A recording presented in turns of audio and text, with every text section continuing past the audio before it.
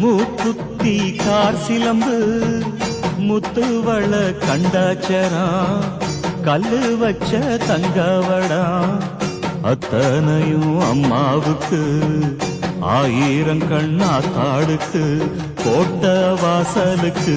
எங்க அத்தா காவல் நிற்கிறவ ஊரு மக்களத்தான் என்னாலும் வாழ வைக்கிறவ